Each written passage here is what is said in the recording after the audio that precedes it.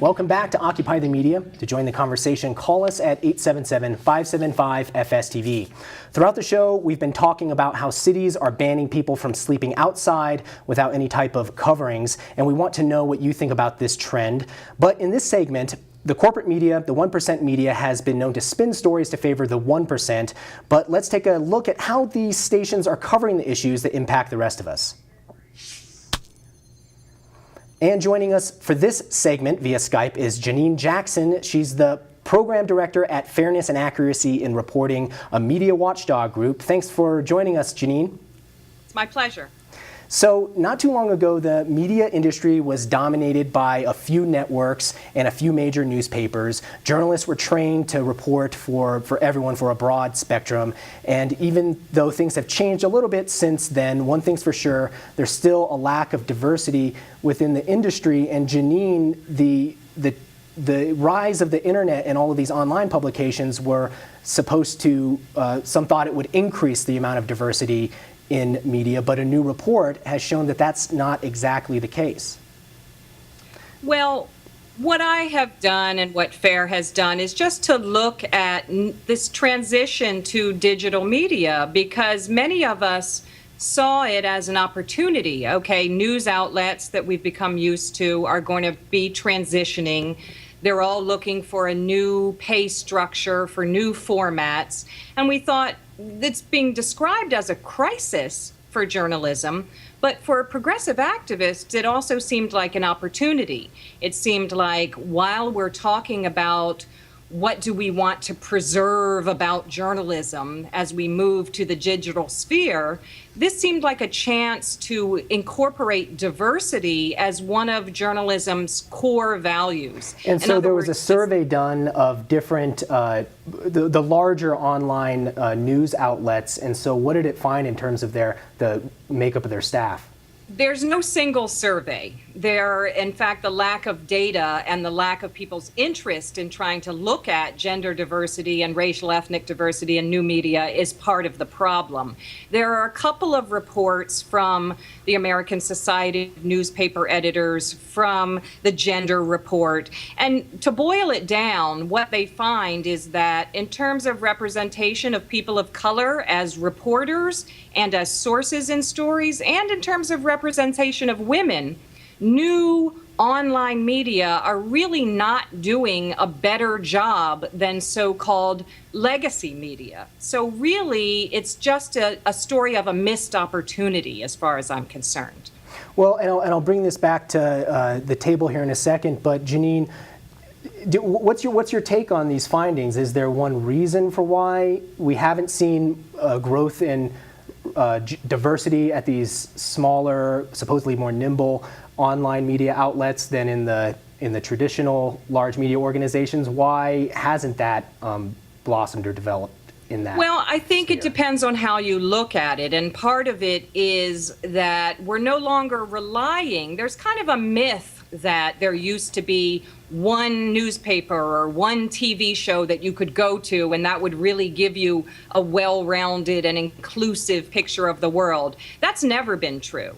But what we're looking at now is that people tend to put together a constellation of media sources for themselves. So I might read a very diverse collection of blogs and of news sources, but the question is the ones that are most popular, the ones that are getting the most attention, how are they doing? And if we think of that as Salon and Huffington Post and Talking Points Memo and people like that, it turns out they're not doing much better in terms of representing people of color and issues of concern to them than the Washington Post and the New York Times. And that's a problem because we had higher hopes for them. Okay, well, let's bring it back to the table. Marcy, Don, what do you think? This is ironic in the sense that when the internet began to develop back in the 1990s as a source for news, as an alternative source for news, there were many of us, and including myself, who thought that the very nature of the internet being so democratic and so open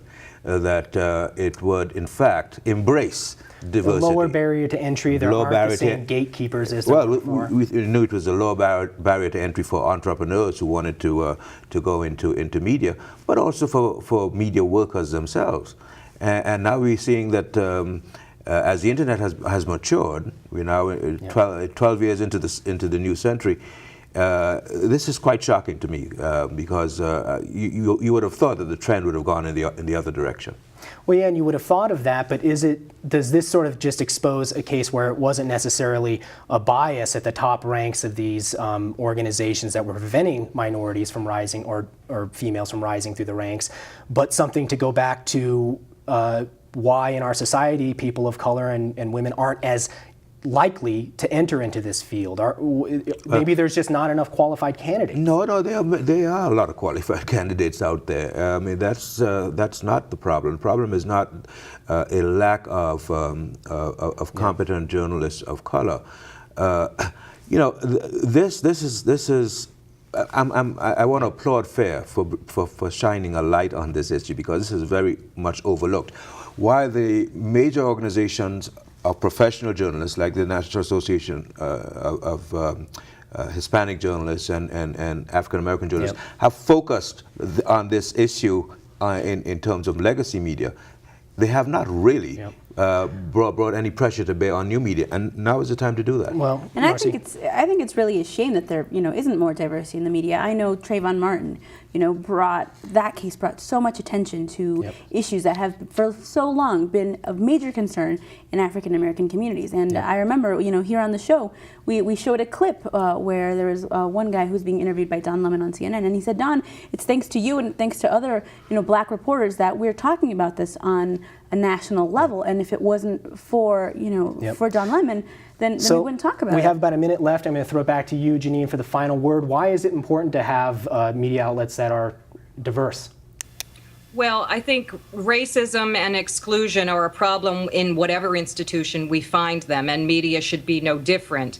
They are especially important in media because they have such a powerful role to play in how we understand the world. And I think there are many, many positive developments in news media in the internet, and I wouldn't say that there aren't. What we need are forums that are not only for black people, not only for LGBT people, but for where people can really get together and intersect and interact and hear each other's stories the way we do in life. Okay, Janine Jackson, Program Director with Fairness and Accuracy in Reporting. Read more on these topics at fair.org. Thanks a lot for joining us, Janine. Thank you. All right, on Occupy the Media, we want to share your stories. If you have a video you'd like to see on the program, email it to us or post it on our Facebook page. Our video this week, in Jersey Shore, Pennsylvania, April Daniel was a happy resident at the Riverdale Mobile Home Park. That was until all of the residents were evicted thanks to big oil. Here's a video that was produced by Jill Knight.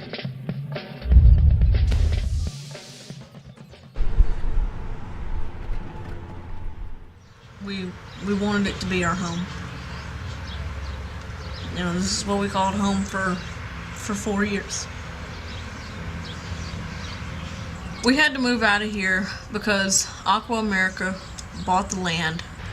They did not just come out, purchase a piece of land, not knowing what was on it. We just got fed up with playing all the games, and now we're just gutting it pretty much to save as much material as we can. I grew up in foster care, so this is what I called home, because it was my first home. And now I gotta let it go.